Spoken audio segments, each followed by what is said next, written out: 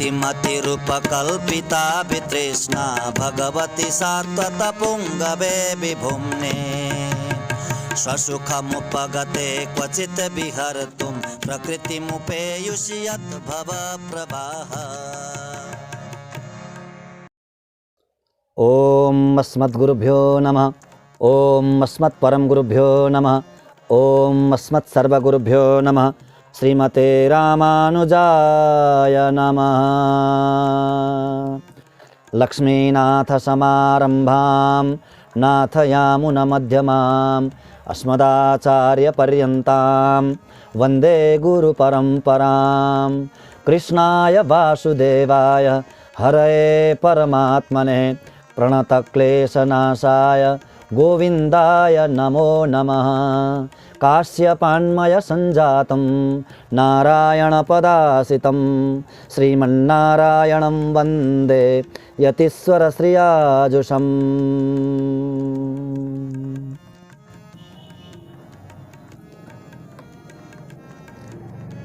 अखिल कोटि ब्रह्मांड नायक परात्पर अकारण करुणा वरुणालय भक्तवांछा कल्पतरु शरणागत वत्सल भक्तवत्सल परब्रह्म परमात्मा श्रीपति भगवान श्री लक्ष्मी नारायण का महती कृपा कटाक्ष द्वारा हामी उनै भगवान का अत्यन्तै विलक्षण रहस्यमय चर्चालाई श्रवण गर्दैछौँ। भगवत गुणानुवादमा हामी सराबर भइरहेका छौँ। भगवानको यो हामी सबैमाथिको अत्यन्तै निर्हेतुक कृपा हो। सबैलाई धर्मानुरागी सज्जन वृन्दहरूलाई भक्त भागवत वृन्दहरूलाई यो भगवत गुणानुवादमा हार्दिक स्वागत गर्दछु। जय श्रीमन्नारायण। चारवटा पुरुषार्थ हुन्छन् भनेर शास्त्रले बताएको छ। धर्म अर्थ काम मोक्ष यी पुरुषार्थ हुन्। पुरुषले आर्जन गर्ने अर्थ, पुरुषले कमाउनु पर्ने अर्थ पुरुषार्थ। पुरुष भनेको आत्मा हो। आत्माले कमाउनु पर्ने, कमाउने आत्माले नै हो। किनभने कार्य गर्ने आत्मा नै हो, कर्ता आत्मा नै हो। किनभने आत्मा रहेन भने शरीरले कुनै चेष्टा नै गर्दैन। अन्ततोगत्वा गर्ने र त्यो गरेको फल भोग्ने भनेको आत्मा नै हो। त्यसैले पुरुष भनेर आत्मालाई व्यवहार गरेको छ शास्त्रले। परमात्मा हुनुहुन्छ पुरुष र आत्मालाई पनि पुरुष शब्दले यसरी व्यवहार गर्छ शास्त्रले। त्यसैले पुरुषले आर्जन गर्नु भनेको आत्माले आर्जन गर्नु हो। आत्माले आर्जन गर्ने अर्थलाई पुरुषार्थ भनिन्छ। धर्म अर्थ काम र मोक्ष। चरम पुरुषार्थ सर्वश्रेष्ठ पुरुषार्थ मोक्ष हो। त्यस्तै बताउँछ शास्त्रले। मोक्ष सर्वश्रेष्ठ पुरुषार्थ हो र वास्तविक पुरुषार्थ हो र त्यही नै पुरुषार्थ आर्जन गर्ने लक्ष्य राख्नुपर्छ प्रत्येक जीवले मोक्षलाई प्राप्त गर्ने अन्तिम ध्येय। त्यो भित्र अन्तःकरणमा त्यही लक्ष्य लिएर हिँड्नुपर्छ। बाहिरका सबै कर्महरू गरे तापनि संसारमा रहन्जेलसम्म कर्म त गर्नै पर्छ।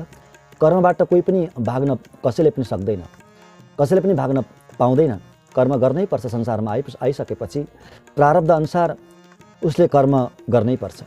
परन्तु कर्म गरे तापनि भित्र अन्तःकरणमा हृदयमा यही लक्ष्य राख्नुपर्छ। चरम पुरुषार्थ, श्रेष्ठ पुरुषार्थ मोक्ष।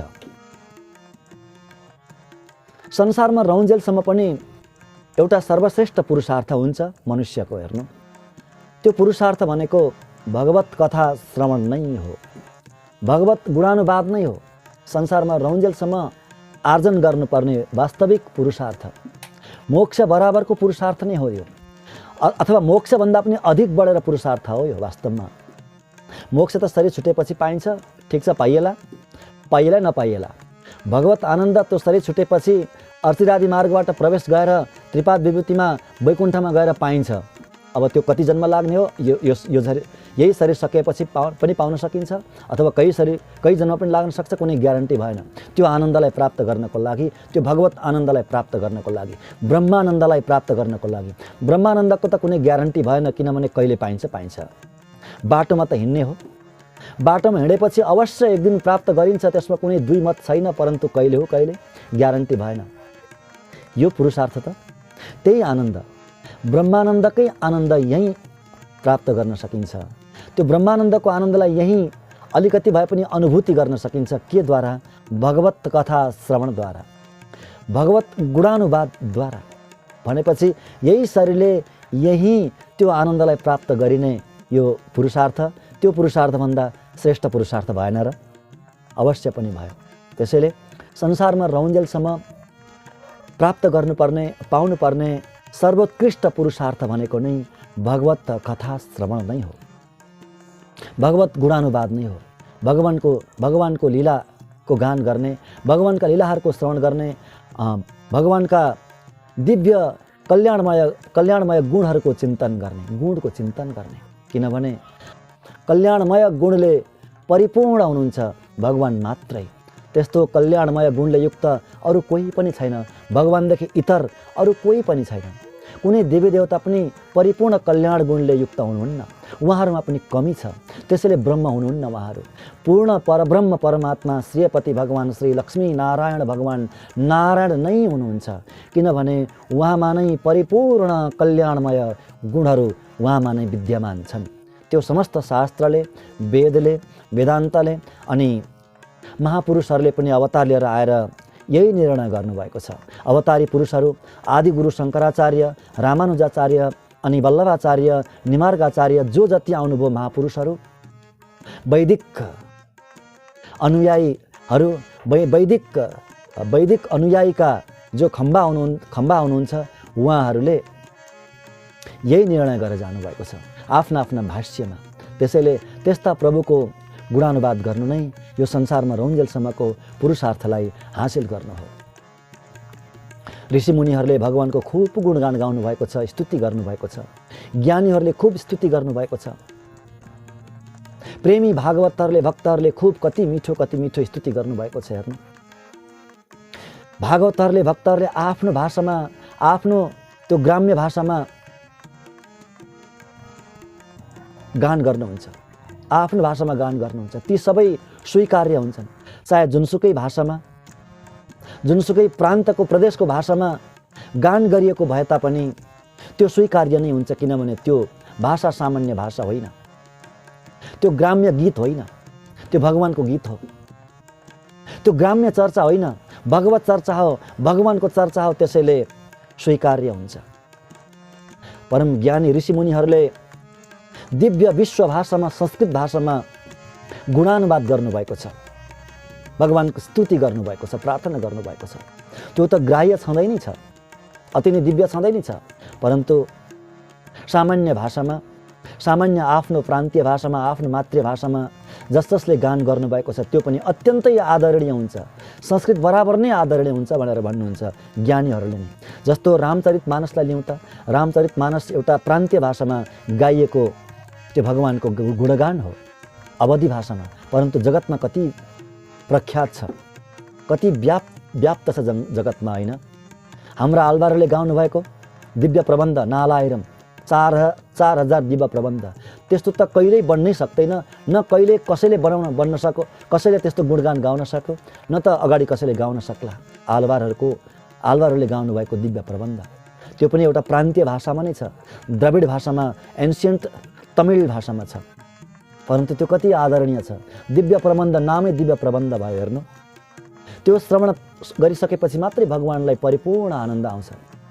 वेद, इतिहास, पुराण सबै श्रवण गरेर पनि भगवानलाई त्यति आनन्द आएन जति आनन्द हाम्रा आलवारहरूले गाउनुभएको श्री सुक्ति दिव्य प्रबन्धलाई सुनेर आनन्द भयो भगवानलाई। त्यसैले भगवानको स्तुति, भगवानको गुणानुवाद नै यो एउटा असाध्यै ठुलो पुरुषार्थ हो।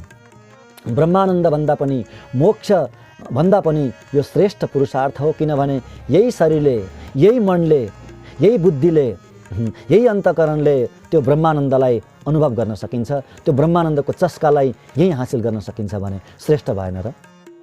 भगवानको कृपाले हामी भीष्मजीले गर्नुभएको स्तुतिलाई श्रवण गर्दैछौँ।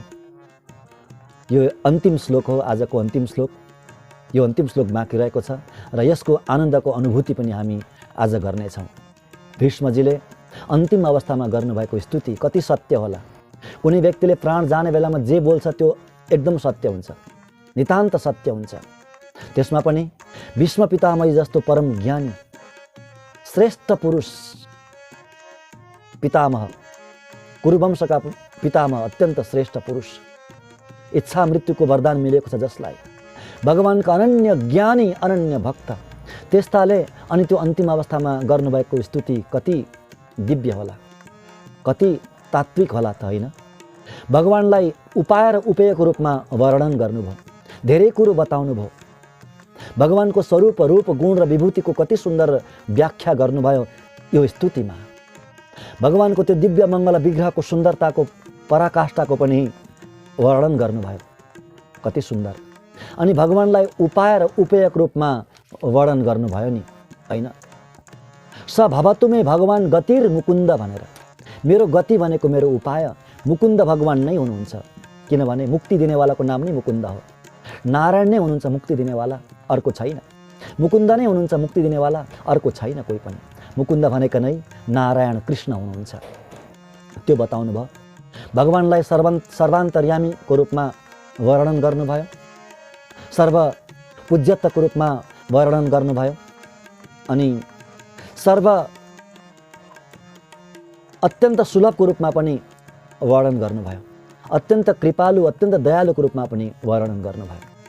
अन्तिम अवस्थामा दर्शन दिनको लागि आउनुभएको छ, कति दयालु भनेर यसरी वर्णन गर्नुभयो। अब अन्तिम श्लोक छ, आउनुहोस् यसको पनि आनन्दको अलिकति आस्वादन गरिहालौँ।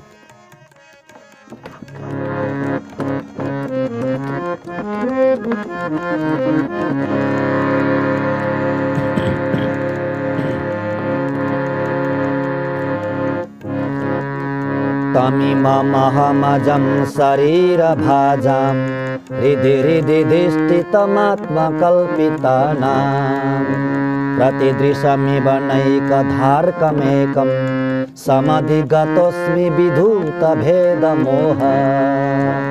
तमिममहमजं शरीरभाजां हृदि हृदि धिष्ठितमात्मकल्पितानां प्रतिदृशमिव नैकधार्कमेकं समधिगतोऽस्मि विधूतभेदमोह। अति सुन्दर, अति दिव्य। आउनुहोस् शब्दार्थ श्रवण गरौँ।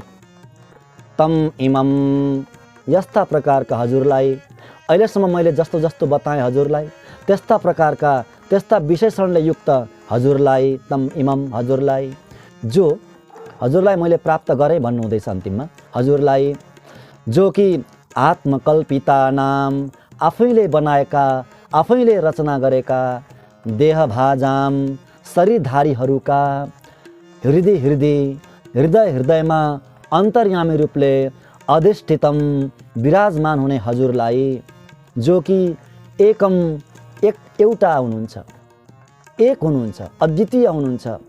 अर्कमिव, सूर्य जस्तै, सूर्य एउटै हुन्छ त्यस्तै हजुर पनि एउटै हुनुहुन्छ। परन्तु प्रतिदृशमिव नैकधा, पानीमा जलमा हजुरको छाया, सूर्यको छाया अलग अलग देखिए जस्तै हजुर पनि देहधारीहरूमा अलग अलग रूपले प्रतीत हुनुहुन्छ, परन्तु हुनुहुन्छ एउटा, एक हुनुहुन्छ, अद्वितीय हुनुहुन्छ।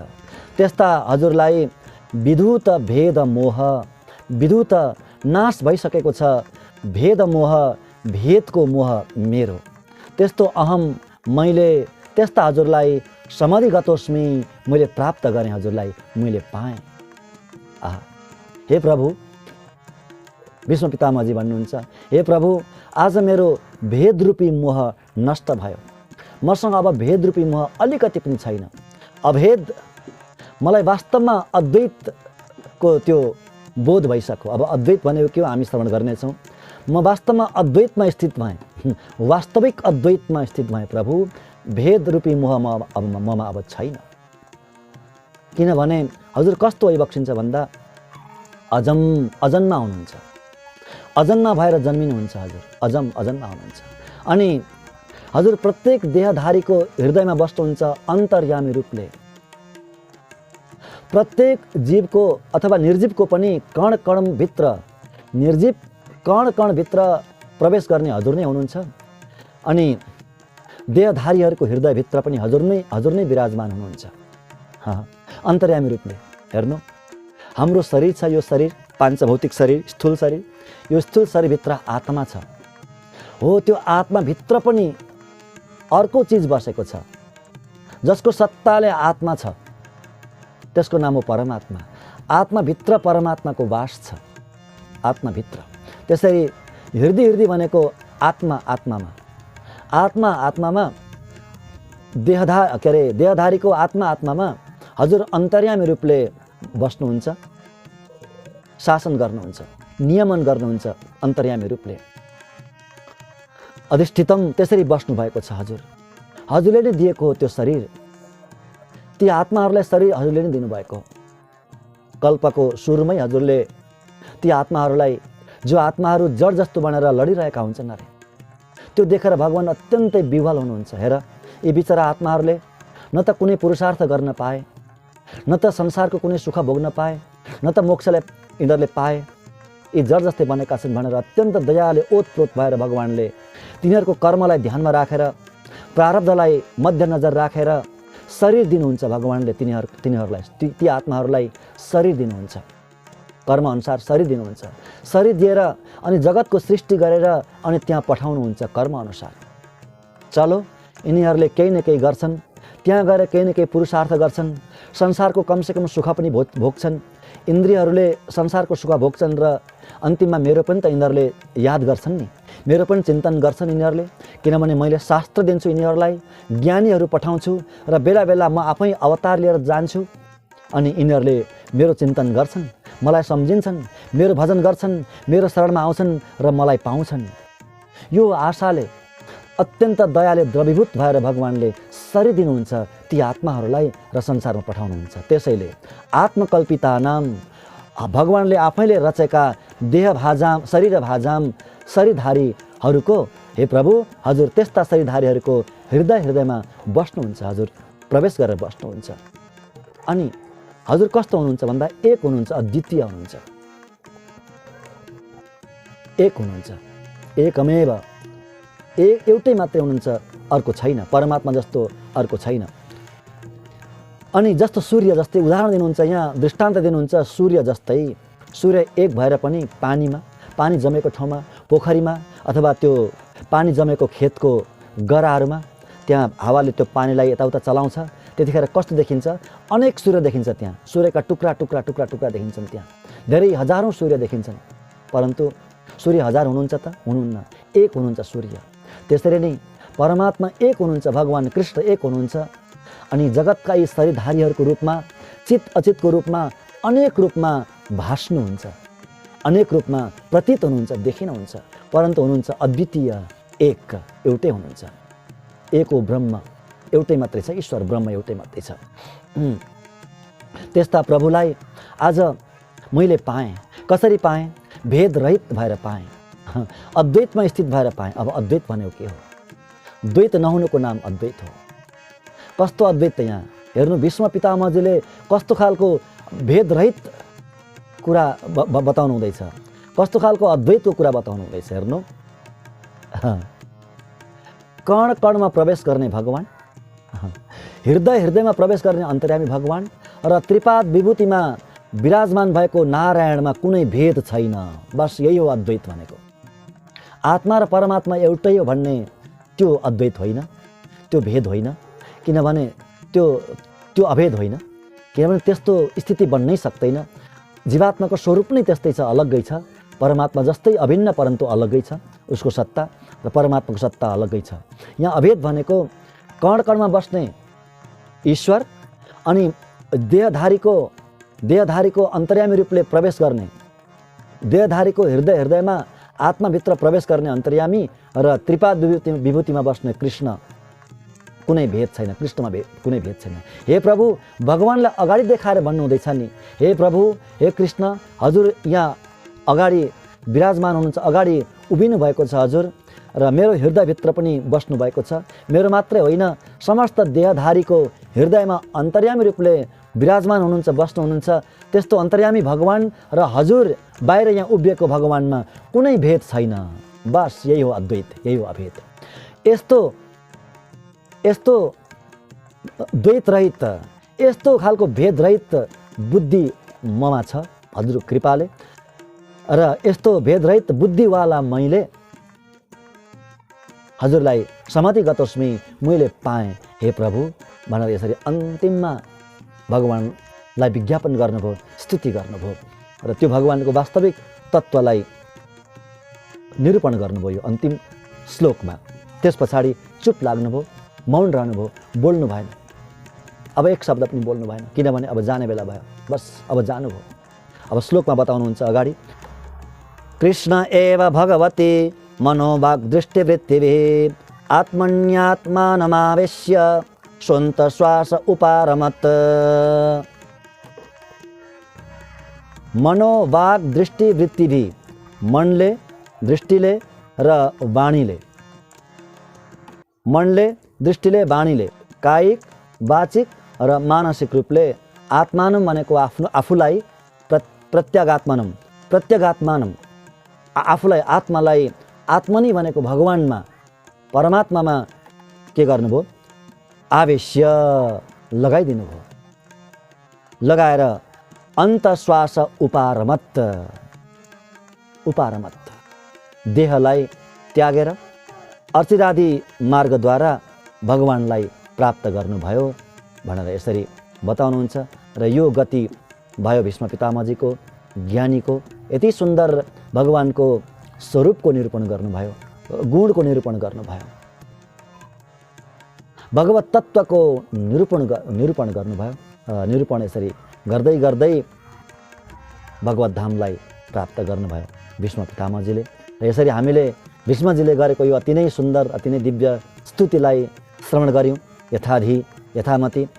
र अब अर्को कुनै एउटा नयाँ स्तुति प्रकरण लिएर, कुनै नयाँ विषय लिएर हजुर समक्षमा आउनेछु भन्दै, र यो च्यानललाई आजसम्म सब्सक्राइब गर्नुभएको छैन भने कृपया सब्सक्राइब गरिदिनु हुन विनम्र अनुरोध गर्दै पनि आजको प्रसङ्गलाई यहीँ विराम दिउँ। हस्त, जय श्रीमन्नारायण।